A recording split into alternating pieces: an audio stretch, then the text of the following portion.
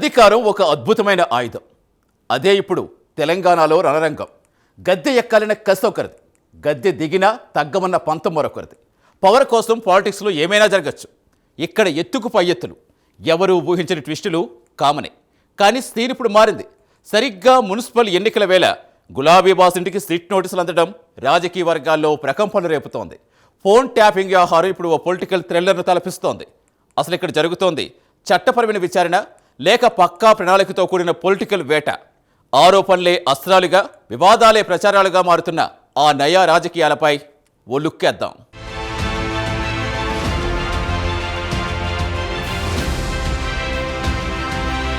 తెలంగాణ రాజకీయాలను నిశితంగా గమనిస్తే ఒక విచిత్రమైన ఆసక్తికరమైన ధోరణి కనిపిస్తుంది. ఒకప్పుడు అవినీతి ఆరోపణలు వస్తేనో, కేసులు నమోదైతేనో నాయకులు ఆత్మరక్షణలో పడేవారు. కానీ నేటి నయా పాలిటిక్స్ లో సీన్ రివర్స్ అయ్యింది. మంచైనా చెడైనా సరే తమకు వచ్చే ప్రతి ఆరోపణను, ప్రతి నోటీసును ఒక పొలిటికల్ అడ్వాంటేజ్ గా మార్చుకునే సరికొత్త క్రీడ మొదలైంది. ప్రత్యర్థులను అధఃపాతాళానికి తొక్కేయాలనే కసి, అధికారాన్ని శాశ్వతం చేసుకోవాలనే తపన వెరసి రాష్ట్రంలో రాజకీయ వాతావరణాన్ని వేడెక్కిస్తున్నాయి. ఇక్కడ ఎవరి వ్యూహం వారిదే, ఎవరి ఆరాటం వారిదే.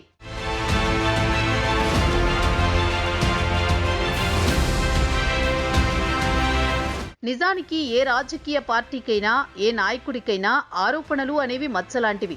కానీ తెలంగాణ రాజకీయాల్లో బలమైన ట్విస్ట్ ఉంది. అధికార పక్షం విసిరే ప్రతి అస్త్రాన్ని ప్రతిపక్షం తనకు అనుకూలమైన ప్రచారంగా మలుచుకుంటోంది. అటు అధికార పక్షం కూడా తాము చేసే ప్రతి దాడిని చట్టబద్ధమైన చర్యగా కలరింగిస్తూనే రాజకీయ మైలేజీ కోసం వాడుకుంటోంది. తప్పిదాల ఆరోపణలను సైతం దర్జాగా ఖండించడమే కాదు, వాటిని చూపిస్తూ ప్రజల్లో సానుభూతి పొందే ప్రయత్నాలు ముమ్మరంగా సాగుతున్నాయి. ఇది ఒక రకంగా విక్టిమ్ కార్డ్, హీరోయిజం మధ్య జరుగుతున్న పోరాటం. అభివృద్ధిని బూచీగా చూపించి ఓట్లు అడగాల్సిన రోజులు పోయాయి. ఇప్పుడు వివాదాలే పెట్టుబడి. రాజకీయాల్లో నెగటివ్ పబ్లిసిటీ కూడా పాజిటివ్ ఓట్ బ్యాంకుగా మారుతున్న విచిత్ర పరిస్థితిని మనం చూస్తున్నాం.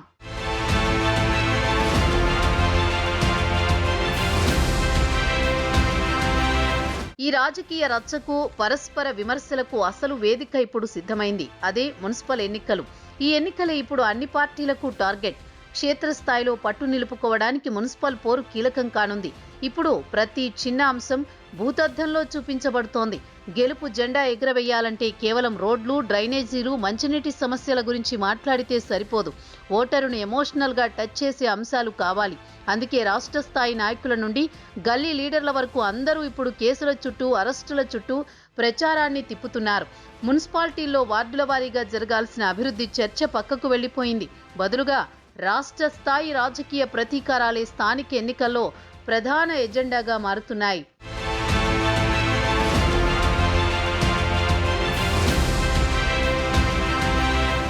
ఈ మొత్తం ఎపిసోడ్లో ఇప్పుడు హాట్ టాపిక్ మాజీ ముఖ్యమంత్రి బీఆర్ఎస్ అధినేత కేసీఆర్ కు ఫోన్ ట్యాపింగ్ కేసులో సిట్ నోటీసులు ఇవ్వడం.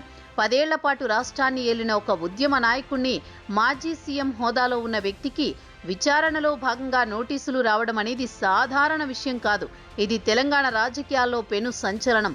ఫోన్ ట్యాపింగ్ వ్యవహారం గత కొంతకాలంగా రాష్ట్రంలో దుమారం రేపుతున్నా అది ఇప్పుడు నేరుగా కేసీఆర్ గుమ్మం తొక్కడంతో రాజకీయాలు ఒక్కసారిగా భగ్గుమన్నాయి. ఇంకేముంది, ఈ నోటీసుల వ్యవహారాన్ని సైతం పాలిటిక్స్ కు ముడిపెట్టేశారు. ఇది కక్ష సాధింపు చర్య, అరాచకమని గులాబీ దళం భగ్గుమంటుంటే చట్టం ఎవరికీ చుట్టం కాదు, తప్పు చేసిన వారు ఎంతటి వారైనా శిక్ష అనుభవించాల్సిందే అని కాంగ్రెస్ శ్రేణులు ఎదురుదాడి చేస్తున్నాయి.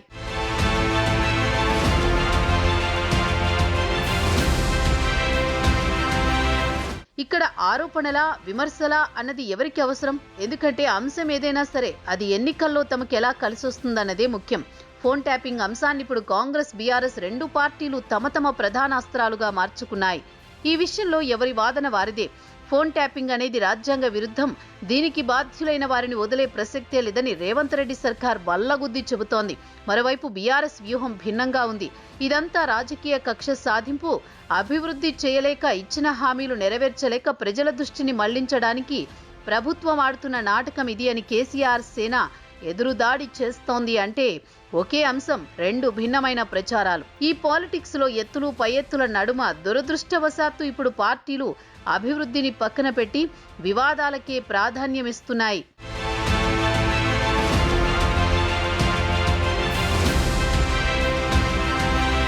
కేసులు, నోటీసులు, అరెస్టులు అనేవి ఏ పార్టీకి, ఏ నేతకి కొత్తేం కాదు. చరిత్రలో ఇలాంటివి ఎన్నో చూసాం. కానీ ఎన్నికల సమయంలో మాత్రం ఇవే ప్రచార అస్త్రాలుగా మారడమే విడ్డూరం. అభివృద్ధిని చూపించి ఓట్లు అడిగే ధైర్యం లేకనో, లేక వివాదాలతోనే ఓట్లు రాలుతాయన్న నమ్మకంతోనో తెలియదు గాని రాజకీయ చర్చ అంతా వ్యక్తిగత దూషణలు, కేసుల చుట్టూనే తిరుగుతోంది. ఇది ప్రజాస్వామ్యానికి ఏమాత్రం శుభసూచకం కాదు. పాలకులు మారినా పంథా మారకపోతే నష్టపోయేది రాష్ట్ర భవిష్యత్తే.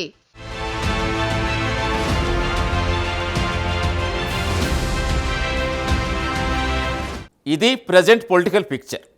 కుర్చీలాటలో కాయరాజా కాయనట్టుగా సాగుతుంది వ్యవహారం. నోటీసులు, కేసులు, కక్షలు, కార్పణ్యాలు ఇవన్నీ తెరపై కనిపిస్తున్న రంగుల బొమ్మలు మాత్రమే. కానీ ఈ రాజకీయ రథలో తెర వెనుక మసకబారుతున్నది మాత్రం సామాన్యుడి బతుకు చిత్రమే. రేపటి మున్సిపల్ పోరులో గెలవాల్సింది ఏ పార్టీనో, ఏ నాయకుడో కాదు. గెలవాల్సింది ప్రజాస్వామ్యం, నిలబడాల్సింది అభివృద్ధి. ఇప్పుడు ఆలోచించాల్సింది మీరే. పార్టీలు రెచ్చగొట్టే ఎమోషన్స్కి ఓటేస్తారా, లేక మీ పిల్లల భవిష్యత్తుకు బాటలు వేసే ప్రోగ్రెస్కి పట్టం కడతారా? బంతిప్పుడు మీ కోర్టులోనే ఉంది. అధికారం వారిది కావచ్చు, కానీ దాన్ని శాసించే ఆయుధం మీ ఓటు రూపంలో మీ చేతిలో ఉంది. Just think it.